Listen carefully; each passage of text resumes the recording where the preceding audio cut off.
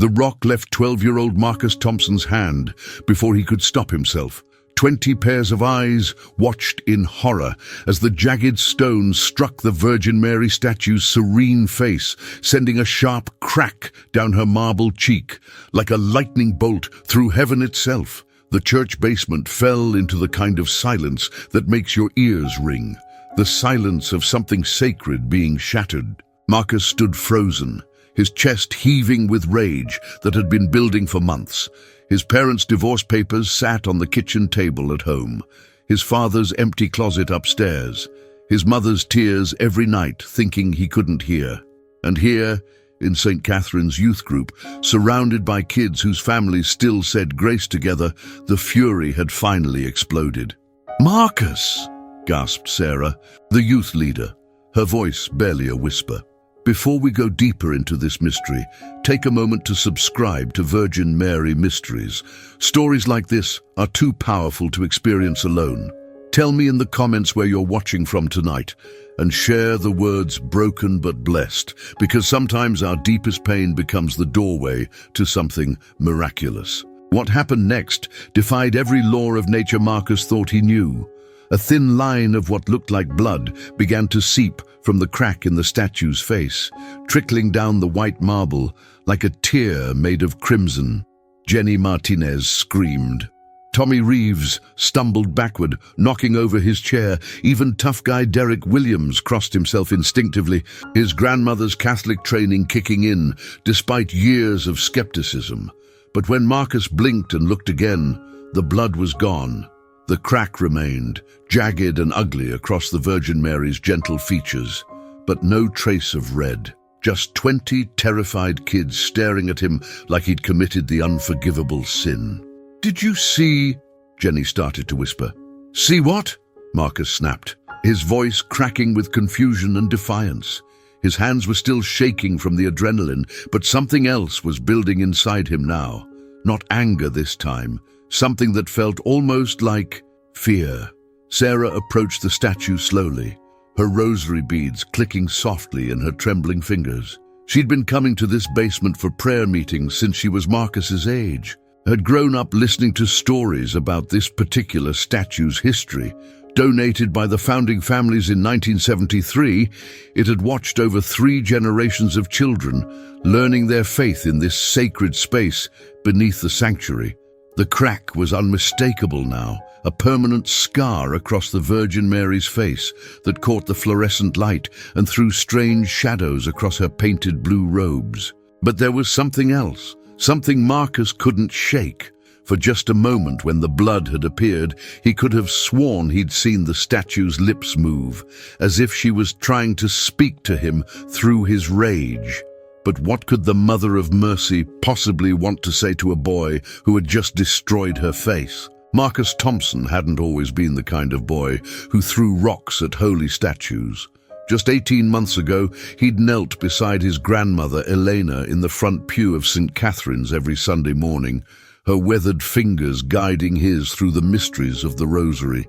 She taught him the Hail Mary in both English and Spanish, her voice soft as silk as she whispered about the Virgin's endless compassion for broken hearts. But Grandma Eleanor was gone now, taken by cancer last winter, and with her had died the last thread holding the Thompson family together. The house at 1247 Maple Street told the whole story without words. David Thompson's golf clubs no longer cluttered the garage. Lisa Thompson's garden wilted from neglect, the roses Elena had helped her plant now brown and forgotten. Dinner happened in front of the television instead of around the table where they'd once joined hands to pray. The divorce papers had arrived 3 weeks ago, but Marcus could feel the marriage dying long before lawyers got involved. His mother spent her evenings crying into wine glasses, whispering angry phone calls to her sister about custody arrangements and alimony payments. His father had moved into a downtown apartment, sending awkward text messages about seeing him soon that never materialized into actual visits. And Marcus found himself walking past St. Catherine's every day after school, drawn to the place where his grandmother's faith had once felt unshakable. Father Miguel discovered the damaged statue at 6:30 the next morning during his routine check of the church facilities. The 68-year-old priest had served St. Catherine's for over 2 decades, had baptized Marcus as an infant, had held Elena's hand during her final confession just months before she passed. He knew every inch of the sacred space, every shadow cast by candlelight, every echo that bounced off the vaulted ceiling during morning prayers. The crack in the Virgin Mary's face struck him like a physical blow. This wasn't just vandalism, it was desecration of something that had anchored the parish's spiritual life for half a century. The statue had been commissioned by the Ramirez, Chen and O'Sullivan families in 1973. Carved from Carrara marble by an artisan in Italy who'd spent 3 months perfecting the gentle expression that had comforted countless children through their darkest moments. Father Miguel knelt before the damaged statue, his rosary warm in his palm, as he whispered a prayer for whoever had committed this act. He'd seen enough pain in his ministry to recognize that destruction often came from souls crying out in anguish. But something about this particular crack troubled him beyond the obvious violation. It seemed to catch the basement's fluorescent lighting in an unusual way, creating the illusion of depth that hadn't been there before. As he rose to call the diocese about restoration options, Father Miguel could have sworn he caught the faint scent of roses in the basement's stale air. Impossible, since no flowers had been brought down here in weeks. Later that morning, when Sarah nervously explained what had happened during youth group, Father Miguel's face remained calm, but his hands trembled slightly as he asked the question that would haunt him for days. Did the boy seem different after he threw the stone? Changed somehow? What Father Miguel didn't yet understand was that some cracks let light in, and sometimes they let something far more mysterious through. Marcus's detention sentence began the next afternoon with a mop bucket and strict instructions from Father Miguel. Clean every corner of the church basement until it gleamed. The punishment seemed fitting. The boy who desecrated sacred space would restore it through humble labor. But as Marcus dragged the heavy bucket down the basement stairs, he couldn't shake the feeling that invisible eyes were watching his every move. The damaged statue stood exactly where he'd left her, the crack across her marble face catching the overhead lights like a wound that refused to heal. Marcus had expected to feel satisfaction seeing the permanent mark of his rage, proof that even holy things could be broken. Instead, a weight settled in his chest that made it hard to breathe.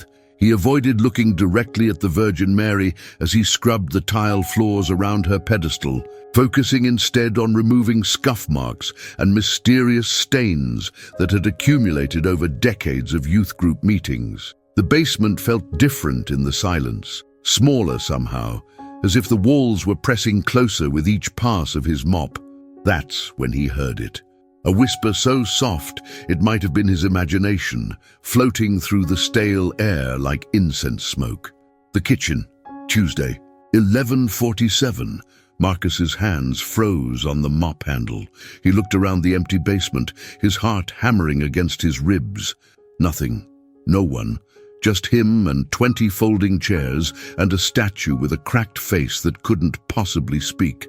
But the voice came again, clearer this time, seeming to emanate from the direction of the Virgin Mary, though her marble lips remained perfectly still. Gas line behind the stove. 60 children. The words sent ice through Marcus's veins. Tuesday was tomorrow. 11:47 would be right during lunch service at the connected parish school, when the kitchen would be packed with cafeteria workers preparing hot meals for 200 students. Marcus dropped the mop and stepped closer to the statue, his legs trembling. "What are you talking about?" he whispered to the empty air. If this story is pulling you in, subscribe now and tell me in the comments what you believe is really happening. Your insight might reveal something we haven't seen yet. The response came not as words, but as images flooding his mind, clear as movie scenes he couldn't control. He saw the school kitchen's industrial gas stove, the aging pipe connection behind it, slowly leaking invisible death into the confined space. He saw cafeteria workers laughing over lunch preparations, unaware that one spark from the pilot light would turn their workplace into an inferno. He saw children lined up in the hallway outside, waiting for Tuesday's special lunch of homemade pizza. Marcus staggered backward, his shoulder blades hitting the cold basement wall. This wasn't real. Statues didn't give visions. 12-year-old boys who'd lost their faith didn't receive prophetic warnings about gas leaks, but Grandma Elena's voice echoed in his memory. "Mijo, the Virgin Mary speaks to those who need her most, especially when they think they're beyond saving." As Tuesday's lunch service approached in just 18 hours, Marcus faced an impossible choice. Trust what seemed like supernatural madness, or risk the lives of everyone he'd grown up with. What if the voice was real, and his silence became their death sentence? Marcus barely slept that night. Every time he closed his eyes, he saw flames consuming the school kitchen, heard children screaming in the hallways. At 6:15 Tuesday morning, he stood outside Principal Morrison's office, shifting from foot to foot while rehearsing words that would either save lives or destroy what remained of his reputation. "There's going to be a gas leak in the kitchen at 11:47, he blurted when Mrs. Morrison finally appeared with her coffee and tired smile. "Behind the industrial stove. Someone needs to check it before lunch service." The principal's expression shifted from confusion to concern to something approaching alarm. Marcus had never been a troublemaker before the statue incident. Honor roll student, perfect attendance, the kind of child teachers trusted instinctively. "Marcus, how could you possibly know that?" He couldn't tell her about the voice, about visions from a cracked statue, about his grandmother's faith suddenly making terrifying sense. I know. Please, just have someone check." By 10:30, the gas company's emergency crew had found exactly what Marcus described: a hairline fracture in the connection pipe behind the stove, invisible to the naked eye, but leaking enough methane to create a deadly pocket of combustible air. The cafeteria workers evacuated. The fire department cordoned off the kitchen. 200 students ate bag lunches in their classrooms instead of homemade pizza that could have killed them all. But Marcus felt no relief. Instead, that night brought dreams more vivid than anything he'd ever experienced. He found himself standing in Jenny Martinez's bedroom, watching his classmate fumble through her backpack in the pre-dawn darkness. Jenny suffered from severe food allergies, something about nuts that could send her into anaphylactic shock if she wasn't careful with her EpiPen and emergency medication. But in the dream, Marcus watched with growing horror as Jenny's sleepy fingers grabbed the wrong medicine bottle, not her allergy medication.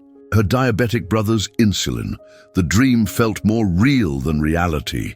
He could smell Jenny's lavender shampoo, hear her little brother coughing in the next room, see the exact way the morning light caught the medicine bottles on her nightstand.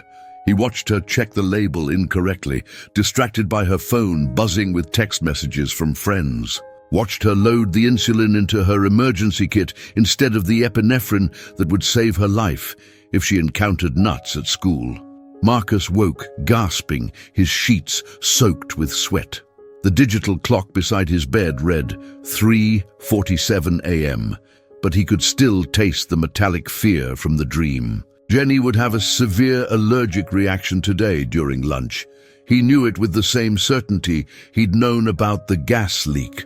And when she reached for her emergency medication, she'd inject insulin into a body that didn't need it. The combination would kill her within minutes. At breakfast, Marcus tried to explain the urgent feeling to his mother. But how do you tell someone that a broken statue is sending you prophetic dreams? Lisa Thompson was dealing with her own crisis. Lawyers, custody arrangements, a life falling apart in slow motion.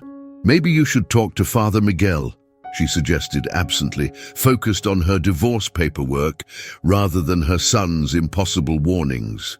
But as Marcus walked to school, One question consumed his thoughts. What happens when you're the only person who can prevent a death, but telling the truth makes you sound completely insane?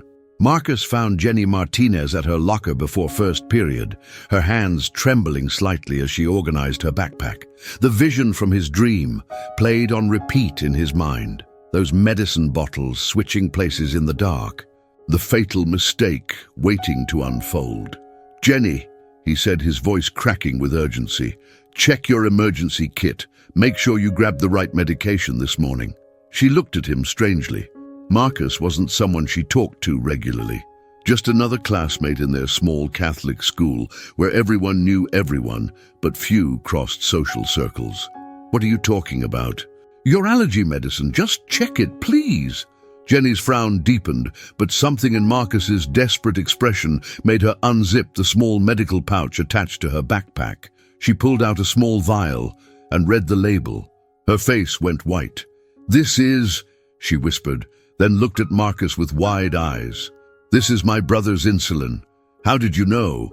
Before Marcus could answer, the morning bell rang, and Jenny rushed toward the nurse's office to retrieve her correct medication. But word of the incident spread quickly through St. Catherine's tight-knit community. The boy who'd predicted the gas leak had somehow known about Jenny's near-fatal medication mix-up too. By lunchtime, students whispered in clusters. Teachers exchanged concerned glances. Marcus felt their stares following him through the hallways like invisible weight pressing down on his shoulders. That afternoon, during fourth period mathematics, the vision hit him like lightning striking twice. Water, rushing, angry water turning Miller Road into a deadly river. The yellow school bus carrying Marcus's entire grade to tomorrow's field trip to the Natural History Museum. Trapped as flash floods turned the familiar route into a liquid trap. He saw Mrs. Patterson, their teacher, trying to call for help as water rose around the bus tires. Saw his classmates pressing against windows as the current lifted the vehicle off the asphalt. Saw Jenny Martinez's terrified face through the glass as the bus began to tip. Marcus bolted from his desk, ignoring Mrs. Cooper's startled calls behind him. He ran straight to Principal Morrison's office, bursting through the door where she sat reviewing tomorrow's field trip permissions. "You can't take Miller Road tomorrow," he gasped, fighting to catch his breath. "The flash flood. The bus will get trapped." Mrs. Morrison set down her coffee cup slowly. After the gas leak incident, she'd started listening more carefully to Marcus Thompson's warnings, no matter how impossible they sounded. "Marcus, the weather forecast shows clear skies. No rain predicted anywhere in the region." "It won't be rain," Marcus said, the vision still blazing in his mind. "It's the dam. Something goes wrong with the retention dam upstream. The release valve malfunctions at 2:37 tomorrow afternoon. Miller Road becomes a river in minutes." Principal Morrison stared at him. Marcus had never mentioned specific dams, had no reason to know about water management systems or retention facilities. But his accuracy about previous impossible warnings made her reach for the phone. As emergency services began investigating the dam's condition that very afternoon, Marcus faced a terrifying realization. Each vision was getting stronger, more detailed, more impossible to ignore. But what happened when the whole world started watching the boy who talked to broken statues? The call from the Water Authority came at 4:47 p.m. that Wednesday, exactly as Marcus had predicted. Engineers discovered a hairline crack in the dam's release valve mechanism, invisible during routine inspections, but catastrophic under pressure. They diverted the field trip route immediately, sending 37 children safely home instead of into what would have become a death trap. Lisa Thompson stood in her kitchen that evening, watching the news report through tears she couldn't explain. Her 12-year-old son sat at the table doing homework as if he hadn't just saved another busload of lives through impossible knowledge. The divorce papers lay forgotten beside her coffee cup as a more pressing question consumed her thoughts. What was happening to her child? "Marcus," she said softly, her voice carrying the weight of months of ignored signs, "we need to talk." That's when he broke. Months of carrying visions, of being the only one who could see death approaching his classmates, of losing his father and grandmother while trying to save everyone else. It all poured out in choking sobs that shook his thin shoulders. Lisa held him on the kitchen floor as he whispered about voices from cracked statues, about dreams that felt more real than reality, about the terrifying responsibility of knowing things no child should know. "I don't want this," he cried into her shirt. "I just want Dad to come home. I want Grandma Elena back. I want everything to stop being broken." For the first time since David had left, Lisa felt something other than anger or despair.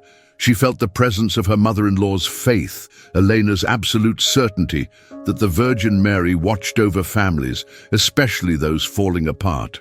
"Your Aunt Carmen called yesterday," Lisa said, after Marcus's tears had quieted. It wasn't entirely true. Carmen had called that morning, but something made Lisa wait to mention it until this moment. She wants to come visit. After 15 years of not speaking, Marcus looked up with red-rimmed eyes. "Did she say why?" "She said she had a dream about you, about Elena standing next to a boy who looked just like you when your father was young. Said she woke up knowing she needed to make things right before it was too late." Odile, the reconciliation between the Thompson sisters, happened that weekend in St. Catherine's basement, where Marcus had started spending his afternoons in quiet conversation with the damaged statue. Carmen arrived with 15 years of apologies and a rosary that had belonged to their shared grandmother, the same woman who taught both sisters to pray before pride and jealousy drove them apart.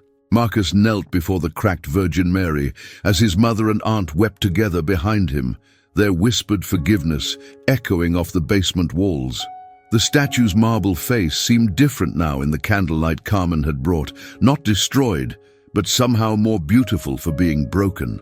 The crack caught the flame's glow and threw gentle shadows that looked almost like a smile.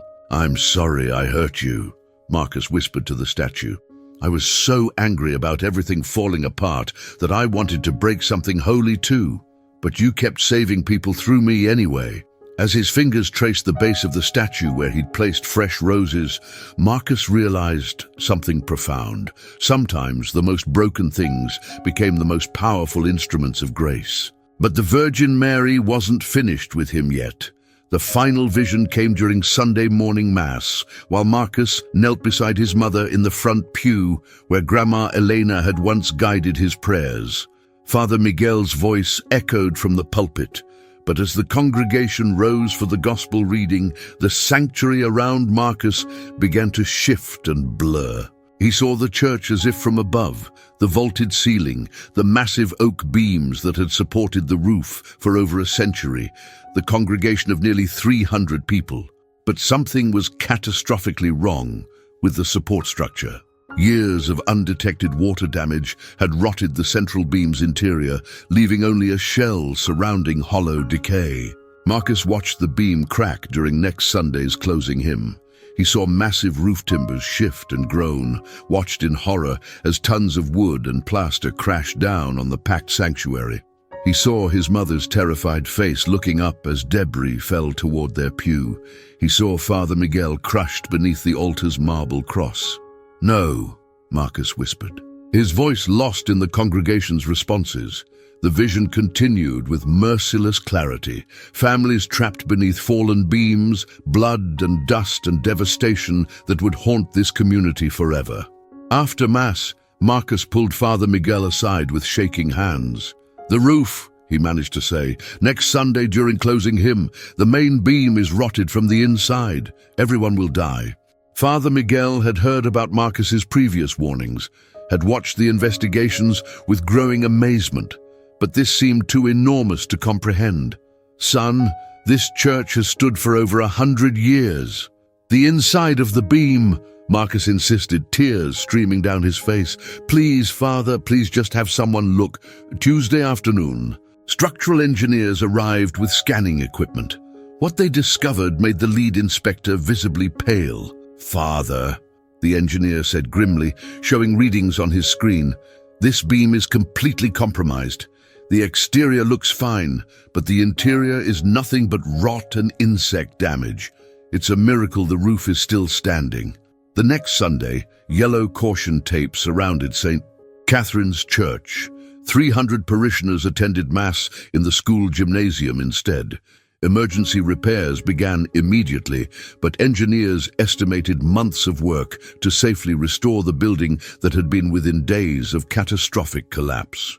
As Marcus knelt before the basement statue that evening, surrounded by candles his mother and Aunt Carmen had lit in thanksgiving, he finally understood what the Virgin Mary had been preparing him for.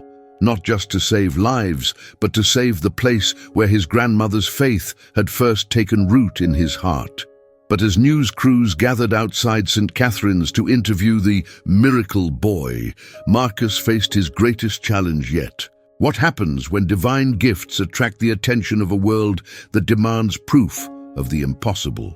The media attention arrived like a summer storm, sudden, overwhelming, and impossible to escape. News vans lined the street outside St. Catherine's Church by Wednesday morning, their satellite dishes pointing skyward like technological prayers. Reporters cornered Marcus on his walk to school, shoving microphones toward his face while asking questions he couldn't answer without sounding either crazy or blasphemous. How did you know about the structural damage? Are you claiming to have supernatural powers? What's your response to skeptics who say this is all coincidence? Marcus learned to keep his head down, to slip through the school's back entrance while his mother fielded phone calls from television producers and religious investigators. The attention felt like a weight pressing against his chest.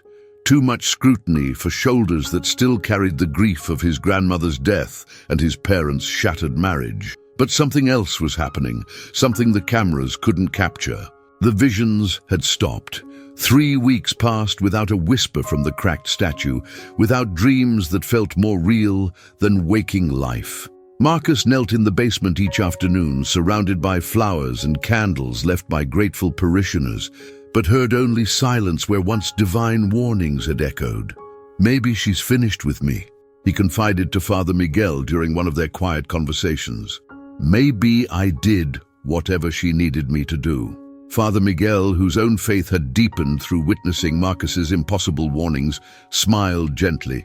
"Or maybe she's teaching you that faith isn't about constant miracles. Sometimes it's about trusting the silence too." The change in Marcus's family proved more lasting than any supernatural vision. David Thompson had returned home the week after the church incident, not with fanfare, but with quiet humility. A man who'd seen his son save hundreds of lives, while his own selfish choices had nearly destroyed their family. The divorce papers disappeared from the kitchen table, replaced by marriage counseling appointments and family dinners that actually felt like prayers. Lisa Thompson started attending daily Mass again, her faith renewed not by Marcus's visions, but by watching her son's courage in facing impossible responsibilities. Aunt Carmen moved back to town, buying a small house 3 blocks from her sister. Their 15-year silence healed by the mysterious dream that had called her home. The cracked statue in the basement became a place of pilgrimage. Families drove from neighboring states to pray before the Virgin Mary, whose damaged face had somehow become more beautiful through being broken. The crack caught candlelight and threw gentle shadows that looked like blessings, and Marcus often found notes tucked around the statue's base. Prayers for healing, requests for protection, gratitude for miracles, both large and small. But late at night, when the visitors had gone and the basement fell quiet, Marcus sometimes wondered about the deeper mystery. Why had the Virgin Mary chosen him? Why did divine grace flow through cracked marble and broken families? Why did the most sacred moments happen not in perfection, but in the spaces where everything had fallen apart? As the 1-year anniversary of his first vision approached, Marcus faced a question that no reporter had thought to ask. What happens when the miracle ends, but the faith it awakened continues to grow? 6 months later, Marcus Thompson stood in the restored sanctuary of St. Catherine's Church, his hands steady as he lit candles before the evening prayer service. The massive oak beam above had been replaced, the roof reinforced, but somehow the space felt more sacred than before, as if surviving near destruction had deepened its capacity for grace. The statue remained in the basement, her cracked face now touched with gold leaf in the ancient Japanese tradition of kintsugi, making broken things more beautiful by honoring their wounds rather than hiding them. Pilgrims came daily to pray before the Virgin Mary, who had spoken through damaged marble to save hundreds of lives, and Marcus had become their gentle guide, sharing his story with quiet reverence instead of dramatic flair. His parents knelt together in their old pew, their marriage rebuilt on the foundation of humility rather than pride. David Thompson had learned to put family before career, while Lisa had rediscovered the faith her mother-in-law had tried to pass down through rosary beads and whispered prayers. Aunt Carmen sang in the choir now, her voice blending with her sisters in harmonies that bridged 15 years of stubborn silence. Father Miguel often watched Marcus during these evening services, marveling at how the angry boy who'd thrown rocks at holy statues had become a young man who seemed to carry peace like a gentle flame. The priest understood now that some of God's greatest works happened not through perfection, but through hearts broken open enough to let divine light pour through the cracks. The visions never returned, but Marcus didn't miss them. He'd learned something deeper than supernatural warnings, that faith meant trusting the Virgin Mary's love, even in the silence, believing in her protection even when no voices whispered impossible knowledge. The boy who'd once raged against broken things had discovered that brokenness itself could become a doorway to grace. If this story moved you, subscribe to Virgin Mary Mysteries so you never miss the next chapter in these extraordinary mysteries. As Marcus finished lighting the candles that Tuesday evening, he paused before the main altar where a small framed photo sat beside the tabernacle. Grandma Elena, smiling in her Sunday dress, rosary beads wrapped around fingers that had taught him to pray before pride taught him to doubt. The anniversary of her death was tomorrow, but he felt no sadness tonight. Instead, he felt profound gratitude for the mysterious way the Virgin Mary had used his deepest pain to become his greatest purpose. The crack in the statue downstairs caught every candle's glow and threw shadows that looked like wings, and families throughout the community slept safely because a 12-year-old boy had learned to trust impossible whispers. Some miracles happen in blinding light, but the most lasting ones often begin in darkness, growing slowly like roses planted in winter, blooming most beautifully after enduring the harshest storms. In the comments below, share the words, "beautiful scars," because sometimes our deepest wounds become the places where God's light shines through most clearly. Every time I see those words, I'll know that one more heart believes in the Virgin Mary's endless mercy toward her broken children. May she continue to watch over you and your family, finding beauty in your brokenness and purpose in your pain. Amen.